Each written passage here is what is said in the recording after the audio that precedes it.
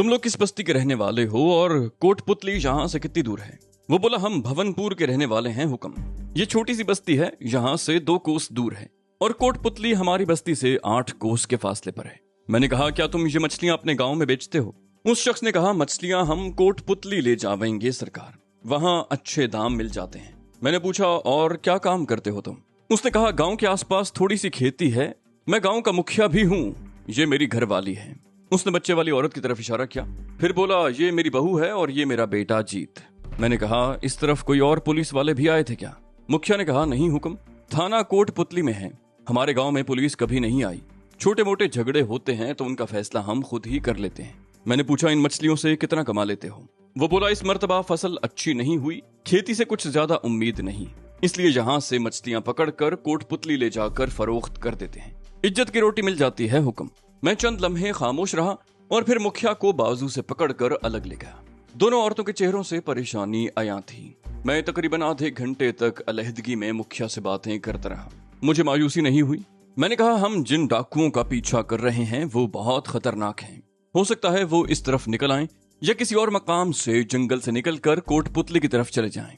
हम अगर पुलिस की वर्दियों में उनके ताकुब में रहे तो उन्हें फरार होने का मौका मिल जाएगा। अगर हम भेस बदल लें तो आसानी से उन्हें पकड़ सकते हैं। और फिर मैंने जो मंसूबा बनाया, मुखिया ने उसकी तायद की। मुखिया का एक भाई कोटपुतली में था, जहां उसने एक छोटा सा ढाबा खोल रखा था। मुखिया बैलगाड़ी पर मछलियां लाद कर शाम को कोटपुतली के लिए रवाना हो जाता। वहां 8-9 बजे के करीब मछलियों की मंडी लगती थी। आसपास के दूसरे इलाकों के माहीगीर भी अपना माल लेकर आते थे। मुखिया अपना माल एक व्यापारी के हाथ फरोख्त कर देता, कुछ देर अपने भाई के पास रुकता और फिर आधी रात के लगभग अपने गांव वापस पहुंच जाता। मैंने उसे एक माकूल रकम की पेशकश की और वो खतरनाक डाकुओं को पकड़वाने के लिए हमारी मदद करने को तैयार हो गया। मुखिया का बेटा अजीत बैलगाड़ी तैयार करने लगा। मुखिया ने दूसरे आदमी के साथ कश्ती किनारे पर खींच ली और उस पर से मछलियों के टोकरे और जाल वगैरह उतारने लगे। मुखिया की बीवी और बहू भी अपना सामान समेटने लगी। आधे घंटे के बाद वो लोग बैलगाड़ी पर रवाना हो गए। हम तीनों वहीं खड़े रहे और जब मुझे यकीन हो गया कि बैलगाड़ी कम से कम निस्फ मील दूर जा चुकी है तो मैं जीप को स्टार्ट करके झील के एक ऊंचे किनारे पर ले आया और उसका रुख झील की तरफ मोड़ दिया। ऐन किनारे पर पहुंचकर मैंने जीप से छलांग लगा दी। वहां से जीप का उमूदी किनारा तकरीबन 20 फुट ऊंचा था। जीप कलाबाजी खाती हुई जोरदार छपाके से पानी में गिरी। वहां झील का पानी भी बहुत गहरा था। 5 मिनट के बाद वो जीप पानी की तह में गायब हो चुकी थी और वो दोनों ऑटोमेटिक राइफलें भी जीप के साथ ही गर्काब हो चुकी थी। हमारे पास एक रिवॉल्वर और 2 पिस्तौल थे। उन राइफलों की हमें जरूरत नहीं थी, यूं भी उन्हें अपने पास रखना खतरनाक था। हम तीनों उस तरफ चल पड़े जिस तरफ बैलगाड़ी गई थी। झील से आगे दरख्त बतदरीज छदरे होते गए थे और फिर ये सिलसिला भी खत्म हो गया। आगे इक्का दुक्का दरख्त ही थे और नशेब में बहुत दूर खेत नजर आ रहे थे। हम तीनों एक पगडंडी पर चलते रहे। वो थैला अब भी रत्ना के पास था जिसे उसने कंधे पर लटका रखा था। मैंने अपना पिस्तौल तो अपने पास ही रखा, अलबत्ता सब इंस्पेक्टर वाला रिवॉल्वर शशावरी को दे दिया था। उसने पतलून की जेब में डाल लिया। मुखिया ने बताया कि उसका गांव 2 कोस के फासले पर है, लेकिन मेरे ख्याल में वो फासला 1.5 कोस से ज्यादा नहीं था। वो गांव ज्यादा बड़ा नहीं था। मेरे ख्याल में 150-200 कच्चे मकान होंगे, मगर हमें गांव तक जाने की जरूरत पेश नहीं आई। गांव से काफी दूर एक कच्चा मकान था। उसके साथ ही पीपल के 2-3 दरख्त थे जिनके नीचे खुश्क गोबर फैला हुआ था। ये मुखिया की जमीन थी और ये डेरा भी उसी का था। फसल की बुआई या कटाई वगैरह के मौके पर काश्तकार दोपहर यहीं गुजारते, मगर अब ये डेरा वीरान पड़ा था। मुखिया ने हमें यहीं रुकने का कहा। कमरों के इर्द गिर्द कोई 4 दीवारी वगैरह नहीं थी। मैंने एक कमरे में झांक कर देखा और अंदर पड़ी हुई एक झलंगा सी चारपाई उठाकर बाहर ले आया। रत्ना और शशावरी फौरन ही चारपाई पर ढेर हो गई। मुझे पट्टी पर ही जगह मिल सकी। यूं तो जब से राजस्थान आया था बड़े बड़े मार्गों से गुजरा था। रत्ना ने भी मेरा बहुत साथ दिया था, मगर पिछले 2 दिन की मुहिम ने हमें बड़ा थका दिया था। अगर जंगल न होता तो हम लैंड क्रूजर पर कहीं पहुंच चुके होते। मैं एक बार फिर अपनी जगह से उठ गया और आसपास घूम फिर कर चारों तरफ देखने लगा। सूरज मगरिब की तरफ झुक रहा था। राजस्थान के बाज़ इलाके मिर्चों की काश्त के लिए मशहूर थे। ये सीजन भी मिर्चों का था। हमारे चारों तरफ भी मिर्चों के ही खेत थे और मुखिया ने ठीक ही कहा था कि इस मर्तबा फसल अच्छी नहीं हुई थी। हम भी खेतों में से गुजरते हुए सब कुछ देखते आए थे। तभी रत्ना की आवाज आई, बड़े इत्मीनान से टहल रहे हो? तुम्हें एहसास है कि तुम्हारे साथ 2 ऐसी खवातीन भी हैं जो थकन और भूख से निढाल हो रही हैं। मैंने कहा, थकन का इलाज तो आराम है जो तुम कर रही हो, और भूख का इलाज ये है कि खा पी लिया जाए। इस वक्त तो खाने के लिए मिर्चों के सिवा कुछ नहीं, कोई और चीज चाहिए तो इंतजार करो। मैंने मुखिया से कहा तो था, शायद वो कुछ खाने को ले आए। रत्ना की ये आवाज रो देने वाली हो गई। बोली, वो पता नहीं कब आएगा, भूख के मारे मेरी जान निकली जा रही है। हमें तकरीबन 1 घंटा इंतजार करना पड़ा। मुखिया गांव की तरफ से आता हुआ दिखाई दिया। उसने एक हाथ में पोटली उठा रखी थी। उसे हम तक पहुंचने में चंद मिनट और लग गए। उसे देखकर रत्ना और शशावरी भी चारपाई से उठ गईं। मुखिया ने वो पोटली चारपाई पर रख दी। रत्ना ने पूछा, हमारे लिए कुछ खाने को नहीं लाएगा का? मुखिया ने कहा, लाया हूं बेटा। उसने पोटली खोली, उसमें कपड़े थे। उनमें एक छोटी सी पोटली और थी जिसमें गरम गरम रोटियां थीं। सबसे ऊपर वाली रोटी पर आम और मिर्चों का अचार रखा हुआ था। मुखिया ने कहा, इस वक्त कोई भाजी वगैरह नहीं थी बिटिया, अचार ही ले आया हूँ। रत्ना ने कहा, इस वक्त अचार के साथ रोटी खाने में जो मजा आएगा ना, वो किसी और चीज में नहीं। मुखिया ने कहा, पुलिस की नौकरी तो बड़ी सख्त है बेटा, तुम दोनों। रत्ना ने कहा, हाँ काका, पुलिस की नौकरी बड़ी सख्त है और इसमें ऐश भी बहुत है। मुखिया ने कहा, हाँ ऐश भी बहुत है, पुलिस वाले तो बादशाह होते हैं। फिर वो मेरी तरफ देखकर बोला, मैं चलता हूँ हुक्म। इस पोटली में तुम तीनों के लिए कपड़े हैं। सूरज डूबते ही मैं बैलगाड़ी पर गांव से निकलूंगा। तुम लोग उस तरफ पहुंच जाना, वहां नदी की पुलिया पर। मैंने कहा, ठीक है मुखिया, हम पहुंच जाएंगे। रत्ना और शशावरी ने रोटियों पर हाथ साफ करना शुरू कर दिया। मैं भी उनके साथ शामिल हो गया। रत्ना ने ठीक ही कहा था। उस वक्त अचार के साथ रूखी रोटी खाने में जो मजा आ रहा था, वो शायद किसी मुरगन चीज में भी ना आता। 8-9 रोटियां थीं। हम 2 दिन के भूखे थे। एक निवाला भी हमसे नहीं बचा। पेट भर जाने के बाद शशावरी कपड़े उठा उठा कर देखने लगी। एक जोड़ा तो मेरे लिए था, सफेद धोती, काला कुर्ता और काली ही पगड़ी। दोनों जनाना जोड़े शायद मुखिया की बहू के थे। 2 घाघरे और 2 चोलियां, उनके साथ चूड़ियां भी थीं। एक जोड़ा गहरे नीले रंग का था और दूसरा मैरून। रत्ना नीला जोड़ा उठाकर कमरे में चली गई। फिर उसने शशावरी को भी आवाज देकर बुला लिया। दोनों तकरीबन 15 मिनट के बाद बाहर निकली। उन्हें देखकर मेरे मुंह से बेख्तियार गहरा सांस निकल गया। इस लिबास में तो वो दोनों कयामत बन गई थीं। शशावरी ने कहा, तुम भी अपना चोला बदलो। मैं कपड़े उठाकर कमरे में घुस गया और जब कपड़े बदलकर बाहर निकला तो दोनों मेरी तरफ देखकर हंसती। मैंने कहा, क्यों, क्या हुआ? मेरे सींग निकल आए हैं क्या? रत्ना बोली, इस लिबास में तो तुम बिल्कुल डाकू ही लगते हो। मैंने पुलिस की तीनों वर्दियां पोटली में बांध कर कमरे के एक कोने में डाल दी और फिर तीनों मुखिया की बताई हुई समत में चल पड़े। खेतों में चलते हुए हम नदी पर पहुंच गए जो 4-5 फुट से ज्यादा चौड़ी नहीं थी। नदी का पानी शीशे की तरह साफ शफाफ था। रोटी खाने के बाद हमने पानी नहीं पिया। यहाँ हमने जी भर के पानी पिया और नदी के साथ साथ चलते हुए उस पुलिया पर पहुंच गए जिसके बारे में मुखिया ने बताया था। पुलिया से जरा हटकर नीम और पीपल के दरख्तों का एक झुंड सा था। हम दरख्तों के नीचे खड़े होकर गाड़ी की तरफ देखने लगे। उस वक्त सूरज गुरूब हो रहा था और शाम का धुंधलका फैलने लगा था। मुखालिफ से एक बैलगाड़ी आते देखकर हम दरख्तों की आड़ में हो गए और फिर तकरीबन 15 मिनट बाद जब शाम का सुरमई धुंधलका अंधेरे में बदल रहा था, गांव की तरफ से एक बैलगाड़ी आती दिखाई दी। उसके आगे बांस के साथ एक लालटेन बंधी हुई थी। वो मुखिया की बैलगाड़ी थी। इस तरह की बैलगाड़ियां मैंने सिंध में भी देखी थी, जिनमें सिर्फ एक बैल जुता होता था। बैलगाड़ी पुलिया पार करके रुक गई तो हम भी दरख्तों के झुंड से निकल आए। मुखिया अकेला ही था। बैलगाड़ी के पिछले हिस्से में मछलियों के टोकरे रखे हुए थे और आगे हमारे बैठने के लिए जगह छोड़ी गई थी। मछलियों की बू दिमाग को चढ़ी जा रही थी, मगर बर्दाश्त तो करना ही था। बैल तो खासा तगड़ा था और रास्ता भी उसका जाना पहचाना था।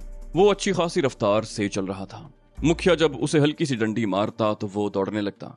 अगर कोई मरियल सा बैल होता तो हम 8 कोस का फासला शायद 3 घंटों में भी तय न कर पाते, लेकिन उस तगड़े बैल ने हमें 1.5 घंटे में कोटपुतली के निवाह में पहुंचा दिया। जगमगाती रोशनियां देखकर दूर से ही अंदाजा लगाया जा सकता था कि कोटपुतली दरमियाने दर्जे का शहर है, जिसकी आबादी दूर तक फैली हुई थी। देही इलाके से निकलकर पक्की सड़क पर आते ही ट्रैफिक शुरू हो गया। उस सड़क पर जरा आगे चुंगी नाका था। मुखिया ने चुंगी के सामने बैलगाड़ी रोक ली। मुखिया ने बैलगाड़ी से उतरकर चुंगी के दफ्तर में जाते हुए कहा, होशियार बैठना भाया, मैं भी आता हूँ। उसकी वापसी तकरीबन 10 मिनट के बाद हुई। वो जैसे ही बैलगाड़ी पर बैठा, पुलिस की एक जीप हमारे सामने रुकी। वो पुलिस वाले उतरकर हमारी बैलगाड़ी के करीब आ गए। एक पुलिस वाले ने पूछा, कहाँ से आए हो तुम लोग? वो हेड कांस्टेबल था। मुखिया ने कहा, भवनपुर से आए हैं महाराज। मैं गांव का मुखिया हूँ। ये मेरी बेटी और ये बहू और ये मेरा जमाई है। रत्ना और शशावरी ने चुनरियों से घूंघट काट लिए थे। हेड कांस्टेबल चंद लम्हे उनके चेहरे देखने की कोशिश करता रहा, फिर मेरी तरफ देखने लगा। कांस्टेबल ने मेरे चेहरे पर नजरें जमाते हुए पूछा, क्या करते हो तुम? मैंने कहा, खेती करते हैं हुक्म, झील से मछलियां भी पकड़ लाते हैं। पुलिस वाले ने कहा, यहाँ कोई जानता है तुम लोगों को? मुझसे पहले मुखिया बोल पड़ा, हाँ हुक्म, ये चुंगी बाबू हमें जाने हैं, हम रोज इधर को आवत हैं, आओ तेरा सामना करा दूं। मुखिया फिर बैलगाड़ी से उतर गया और हेड कांस्टेबल को साथ लेकर चुंगी के करीब दफ्तर में घुस गया। वहां कुछ और लोग भी मौजूद थे। मुखिया हेड कांस्टेबल के साथ तकरीबन 5 मिनट के बाद वापस आया। हेड कांस्टेबल अपने आदमियों को इशारा करता हुआ जीप पर सवार हो गया और मुखिया बैलगाड़ी पर बैठ गया। मुखिया ने कुछ आगे आने के बाद कहा, तुम तो खुद पुलिस बाबू हो भाया, इनसे क्यों डरते हो? मैंने कहा, हमें जिन डाकुओं की तलाश है मुखिया, वो सिर्फ डाकू ही नहीं, आतंकवादी भी हैं। बहुत खतरनाक लोग हैं, इसलिए हमने भेस बदलने का प्रोग्राम बनाया है। तुम तो मुखिया हो, सियाने आदमी हो, ऐसी बातों को समझ सकते हो। उस सड़क पर मजीद 2-3 जगहों पर चेकिंग हो रही थी। एक बार और हमें रोका गया था, लेकिन मुखिया का मुखिया होना काम आ गया। मजीद पौन घंटे के बाद हम शहर के वस्त में बाजार से जरा हटकर एक मैदान में पहुंच गए। यहाँ पर मछली की मंडी थी। कोटपुतली के गिरतोनेवाह में बेशुमार छोटी बड़ी झीलें थीं, जहाँ मछलियां पकड़ी जाती थीं। लातादाद माहीगीर यहाँ जमा होते थे। व्यापारियों से सौदे हो रहे थे। मुखिया ने अपनी बैलगाड़ी उस जगह रोकी थी जहाँ उसका व्यापारी दुकान जमाए बैठा था। माल तुलवाने और हिसाब किताब में तकरीबन आधा घंटा लग गया। इस दौरान हम तीनों एक तरफ खड़े रहे और एक बार फिर बैलगाड़ी पर बैठ गए। अभी 9 भी नहीं बजे थे। बड़ा बौरौनक शहर था। सड़कों पर अच्छा खासा ट्रैफिक था। कारों और बसों वगैरह के साथ बैलगाड़ियां और ऊंट गाड़ियां नजर आ रही थी। मुखिया ने बैलगाड़ी एक छोटे से मैदान में रोक ली। यहाँ चंद कच्चे मकान और झोंपड़े बने हुए थे, जिनके परली तरफ बंगले थे। मुखिया ने बैल खोलकर उसकी रस्सी बैलगाड़ी ही के साथ बांध दी और गाड़ी के अगले हिस्से पर रखी हुई चारे की एक गट्ठी उठाकर बैल के सामने डाल दी। हम उस कच्ची आबादी की तंग और तारीख गलियों में मुखिया के पीछे पीछे चलते रहे। रास्ते में कई लोग मिले थे, मगर किसी ने हम पर तवज्जो नहीं थी। आबादी के दूसरी तरफ चंद दुकानें थीं और उन दुकानों के सामने सड़क के दूसरी तरफ बंगलों का सिलसिला शुरू हो जाता था। उस गली के मोड़ पर मुखिया के भाई परबत सिंह की दुकान थी। उस दुकान के पिछली तरफ उसकी रिहाइश थी। मकान वाले हिस्से का दरवाजा गली में भी था। मुखिया ने हमें वहीं रुकने का इशारा किया और खुद गली में घूमकर दुकान में चला गया। मैंने जरा आगे होकर दूसरी तरफ झांका। उस दुकान के सामने चंद बेंच और कुर्सियां रखी हुई थी, जिन पर लोग बैठे चाय पी रहे थे। परबत सिंह की किरियाने की दुकान थी, उसके साथ ही चाय का भी सिलसिला था। चंद मिनट बाद मकान वाला दरवाजा अंदर से खुल गया और मुखिया की आवाज सुनाई दी। हम तीनों अंदर दाखिल हो गए। मुखिया ने दरवाजा बंद कर दिया। ये एक कुशादा आंगन था, जिसके दाईं तरफ दुकान थी। उसका एक दरवाजा उस तरफ भी खुलता था और मुखिया दुकान में से होता हुआ उस दरवाजे से अंदर आया था। आंगन के दूसरी तरफ 3 कमरे थे। एक कमरा एक तरफ, 2 दूसरी तरफ। उनके सामने बरामदा भी। जिस दरवाजे से हम दाखिल हुए थे उसके बाईं तरफ टॉयलेट बना हुआ था, जिसका कोई दरवाजा नहीं था, ना ही छत थी। दरवाजे की जगह बोरी का पर्दा पड़ा हुआ था, जबकि सामने वाली दीवार के साथ बावर्ची खाना था। बरामदे में एक चारपाई और 2 पुरानी सी कुर्सियां पड़ी हुई थी। मुखिया ने एक कमरे का दरवाजा खोलकर बत्ती जला दी। उस कमरे में दरी बिछी हुई थी, जिस पर 3 गाव तकिए भी पड़े हुए थे। सामने वाली दीवार में शीशे के दरवाजे वाली अलमारी थी, जिसमें शराब की 2 बोतलें रखी हुई थी। मुखिया ने दूसरे कमरे का दरवाजा भी खोल दिया। उसमें 2 चारपाइयां थीं और घर की जरूरियात का दूसरा सामान भी मौजूद था। दीवार के साथ 2 खूंटियों पर मैले से कपड़े भी टंगे हुए थे। मुखिया ने तीसरे कमरे का दरवाजा खोल दिया। बोला, मेरा ख्याल है तुम लोग इधर आ जाओ, इस कमरे में। उस कमरे में भी दरी बिछी हुई थी और 2 चारपाइयों के अलावा 3-4 कुर्सियां भी रखी हुई थी। ये कमरा दूसरे कमरों से बड़ा था। मुखिया ने कहा, तुम लोग बैठो, मैं भी आता हूँ। रत्ना और शशावरी चारपाइयों पर ढेर हो गईं और मैं एक कुर्सी पर बैठकर कमरे का जायजा लेने लगा। एक दीवार पर हिंदी का एक कैलेंडर आवेजा था, जिस पर काली की तस्वीर बनी हुई थी। दूसरी दीवार पर काली का एक बहुत बड़ा पोस्टर चिपका था। आतिशदान के कार्नस के ऊपर भी काली की एक मूर्ति थी। राजस्थान में काली के मानने वाले बहुत ज्यादा थे। हर जगह उसकी तस्वीरें और मूर्तियां नजर आती थी। तकरीबन 20 मिनट के बाद मुखिया शीशे के गिलासों में चाय लेकर आ गया। रत्ना और शशावरी उठकर बैठ गईं। मुखिया भी एक कुर्सी पर बैठ गया। हम अभी चाय पी रहे थे कि मुखिया का भाई परबत सिंह भी आ गया। वो मुखिया से उम्र में तकरीबन 5 साल छोटा था। 40 के लगभग होगा। तांबे जैसी रंगत, दराज कामत, गठा हुआ जिस्म, गंजा सर और बड़ी बड़ी मूछें। दांत बिल्कुल हमवार और मोतियों की तरह चमकते हुए। उसकी आंखों में भी बड़ी अजीब सी चमक थी। उसने धोती पर शिलोका पहन रखा था, जिसके बटन खुले हुए थे और बालों भरा सीना दिख रहा था। वो बड़ी गहरी नजरों से बारी बारी रत्ना और शशावरी को देख रहा था। मुखिया ने उसे हमारे बारे में यही बताया कि हमारा ताल्लुक पुलिस से है और हम भेस बदल कर खतरनाक किस्म के लोगों का पीछा कर रहे हैं और हम 2-3 दिन यहाँ रहेंगे। परबत सिंह ने हाथ जोड़ते हुए कहा, जब तक मन चाहे यहाँ रहो सरकार, हमें तुम्हारी सेवा करके बहुत खुशी होगी। मैंने कहा, लेकिन एक बात का ख्याल रखना परबत सिंह, किसी को पता न चले कि हमारा ताल्लुक पुलिस से है और हमारे बारे में ज्यादा चर्चे की भी जरूरत नहीं। परबत सिंह ने कहा, चिंता मत करो महाराज, यहाँ मेरे मेहमान आते रहते हैं, किसी को शक नहीं होगा। वो चंद लम्हों को खामोश हुआ, फिर उठते हुए बोला, इस वक्त ग्राहकी का टाइम है महाराज, मैं ढाबे पर लड़के को छोड़कर आया हूँ, बाद में आऊंगा। परबत सिंह के जाने के थोड़ी देर बाद मुखिया भी जाने के लिए तैयार हो गया। मैंने हस्बे वादा 2000 रुपए के नोट उसके हाथ में थमा दिए। मुखिया खुश हो गया। मुझे यकीन था कि वो अपने गांव में भी किसी से हमारा जिक्र नहीं करेगा। तकरीबन 10 बजे के बाद परबत सिंह ने एक लड़के के हाथ हमारे लिए खाना भेज दिया, तंदूरी नान और रोस्ट मुर्ग, उसके साथ मसूर की पतली सी दाल। ये खाना उसने यकीनन किसी होटल से मंगवाया था। दाल मुर्गी से ज्यादा मजेदार थी। 11:30 बजे के करीब परबत सिंह भी दुकान बंद करके आ गया। वो तकरीबन 1 घंटे तक हमारे पास बैठा बातें करता रहा। उसने बताया कि पिछले 2 दिन से यहाँ बड़ी चेकिंग हो रही थी। कुछ आतंकवादी सार्स्का से फरार होकर जंगल की तरफ निकल गए हैं। कोटपुतली पुलिस को भी उनके बारे में इत्तला दे दी गई थी। ख्याल है कि वो लोग जंगल से निकलकर इस तरफ आएंगे, इसलिए यहाँ की पुलिस और अवाम को चौकस कर दिया गया है। पुलिस भी कल से मुश्तबा लोगों को चेक करती फिर रही है। मैंने कहा, हम भी इन्हीं आतंकवादियों का पीछा करते हुए आए हैं। जंगल में उनसे हमारी मुठभेड़ हो गई थी, मगर वो लोग एक बार फिर घने जंगल में रूपोश हो गए। इसलिए हमने ये भेस बदला है कि अगर आमना सामना हो जाए तो वो हमें पहचान न सके। 12:30 बजे के करीब परबत सिंह अपने कमरे में चला गया। हमारे कमरे में 2 चारपाइयां और 3-4 कुर्सियां थीं। फर्श पर दरी बिछी हुई थी।